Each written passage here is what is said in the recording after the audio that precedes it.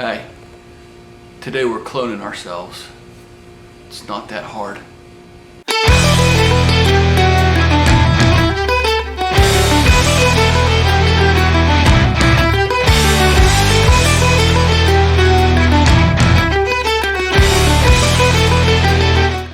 What's going on, everybody? Today's video is going to be a little bit different. It's 10 o'clock at night and everybody's in bed, so it's just me down here playing around. You can see I got my little fall studio scene set up, which gave me the idea for this video.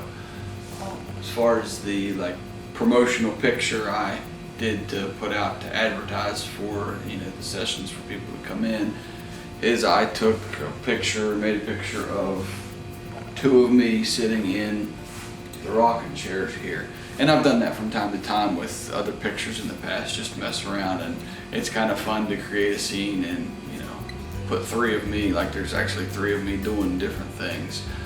So I'm going to show you how I did it. I'm sure it's not the only way to do it, but it's the way I do it, and it's not very hard. Alright, so you want to start with your scene, whatever you want to do, whatever kind of scene you desire. Today we're just going to use this scene as an example. I've done them on my back porch, I've done it in the dining room at the dining room table, I've done one outside, I've done one in my living room, and I'll show you all of them at the end. I even did one for Haley for a school project down in the basement. So first thing you want to do is you want to set up your scene however it needs to be, however you want it to be. The most important thing about it is everything in the scene has to remain the same except for where you're at. So you need your camera on a tripod, even if you're not doing it as a self-portrait for yourself. If you're taking someone else, you need your camera on a tripod, and if you're going to be shooting yourself as like a self-portrait, set it on a 10-second timer. That gives you enough time to get in position. If you're shooting someone else, if someone else is going to be your model and you're going to be cloning them, I recommend a cable trigger release or a remote release that you don't have to touch your camera, because you don't want anything about your camera to move. You don't want really anything about your scene to move. That just helps a lot in post in Photoshop when you want to make things, when you want to bring your clone in.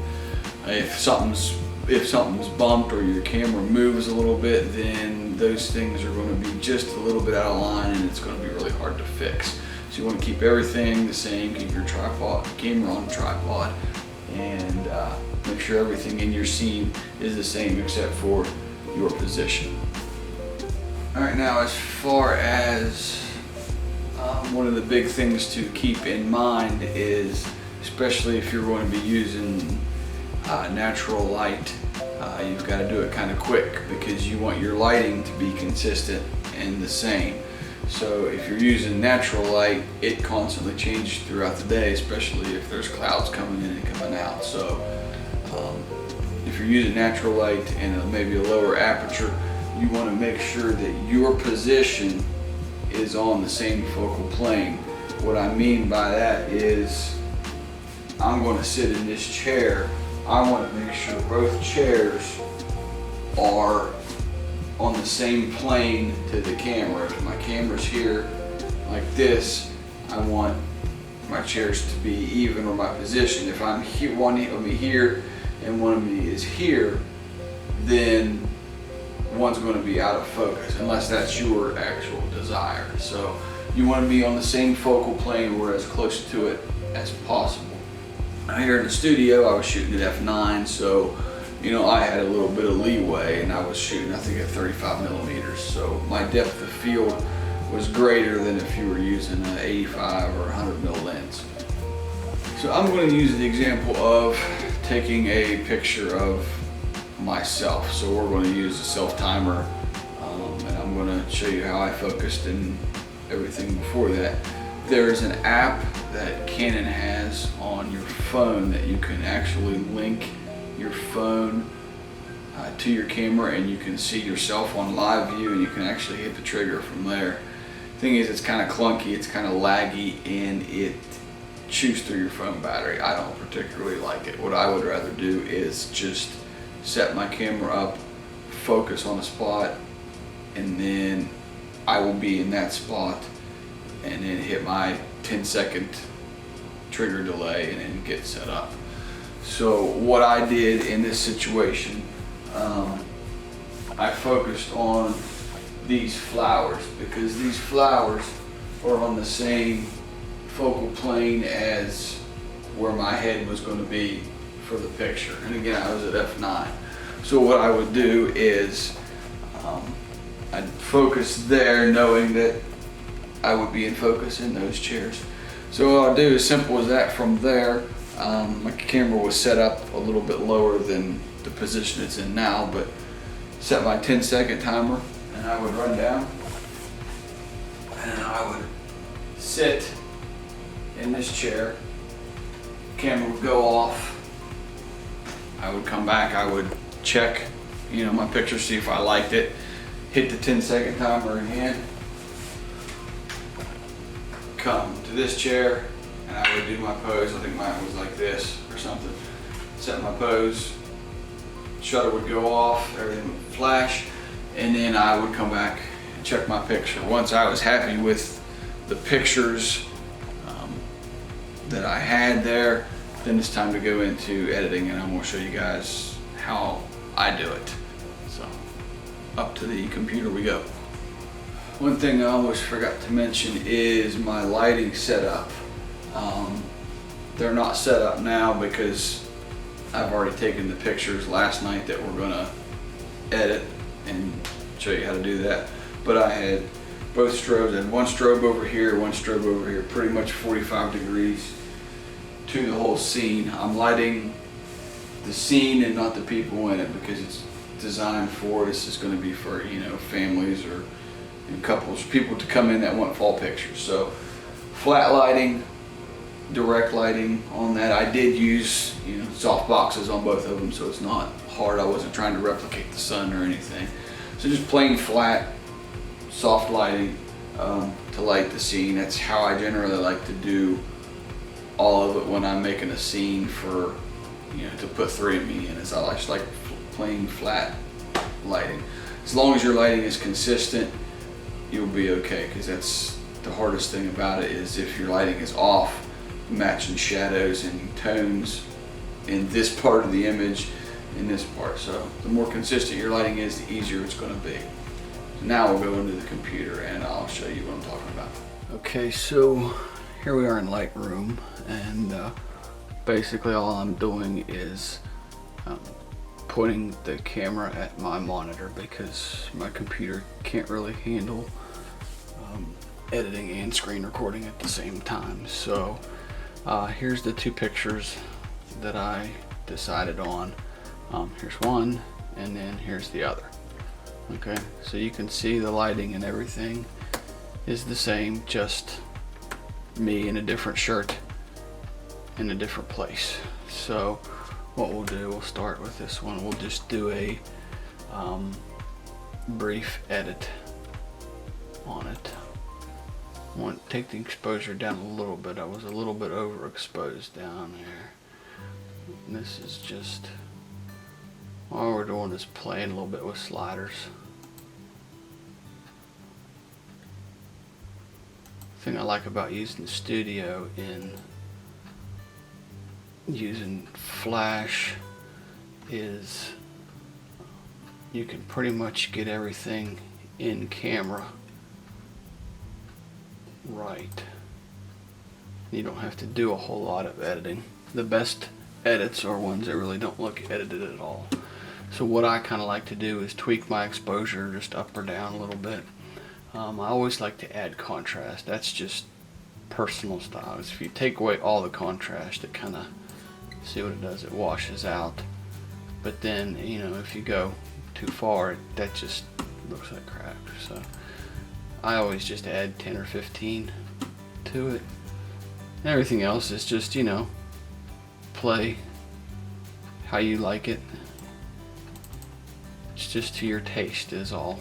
But I never go overboard with my sliders a whole lot. These are just minor tweaks here, like I said, and it just depends on what you're going for. The white slider, you know, see the little red is my highlight alerts where it's just showing everything is blown out. So to reset something, you just have to double click on that. Texture, you know, you can get to where you can smooth it and makes it look like those Instagram filters. You know what my computer's thinking. You know, like that. Or you can, you know, go completely the opposite the other way and both looks disgusting. So, you know, I like to add a little bit, depending on what you want. If you want to decrease the clarity, you know, again, you're getting into Instagram filter looking things where you can pop the clarity up and make it totally different looking picture. But again, don't overdo it. Dehaze just kind of adds a little bit more contrast to it. I always add a little bit of vibrance to it, and maybe just 5 or 10 saturation. You don't want to oversaturate, but the vibrance just kind of makes the colors pop. So here's before, here's after. Don't have to do a whole lot to it, just kind of brighten it up. As a matter of fact, I think I want to lift my shadows a little bit more on that. Bring that. So that looks good for me. So now the easy thing to do here is all this stuff that I've done to it to make everything look the same. I copy it. It comes up over on the other monitor for me. I'll keep it there. But you can click and check what you want to copy. We're not going to worry about cropping just yet. So I will copy all these settings that I've did there. Go to the second picture. Go down here to paste. And boom. So now that's all color corrected and edited just the same as the other one. So now you have identical pictures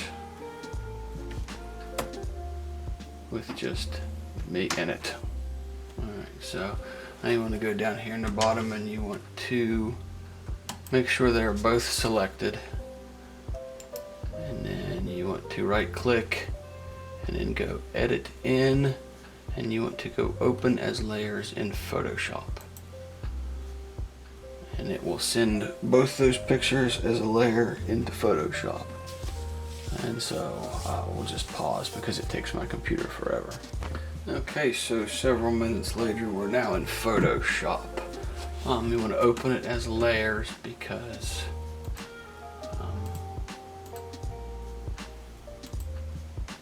there they're stacked. This turns each layer off and on. Okay, so boom, boom, boom. So you want to think of layers as think of them as actual prints, and the layers are physically laid one on top of another. So you have this image is this layer here, which would be the top, and then underneath it is that image. So if we turn that layer off, it reveals this layer, and then when we turn that layer on, it covers up the bottom image. So what we want to do to reveal me in this chair is we want to create a layer mask. Now a good idea to do is to make duplicate layers of these in case you screw up. So what you would do is select that layer, hit Control J, made a copy, and then let's click the other one, Control J, make a copy of that, and then just drag this one down, and then we'll just turn those off. So now we have a copy. That way if we screw anything up here, we can just trash these layers and we have the originals back. So I want to select the layer I want to work on, which is this layer, and I want to create a layer mask, which is this button here. So it creates a mask and it is white. So what we want to do now is simply choose a black brush, which we have black. I've already got the brush up there. Opacity is 100, flow is 100, because I want to totally, when you paint black onto a white mask, it deletes, it reveals what's underneath in it. Opposite would be if you have a black mask and paint white, it conceals. So what I want to do is simply, that is just take my brush, and you can adjust your size, you know, and then just paint. And here I am.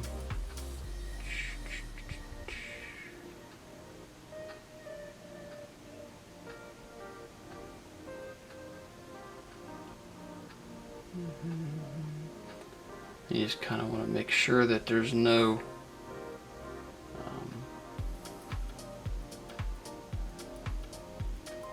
difference. See right there where there's a little bit where I was creating a shadow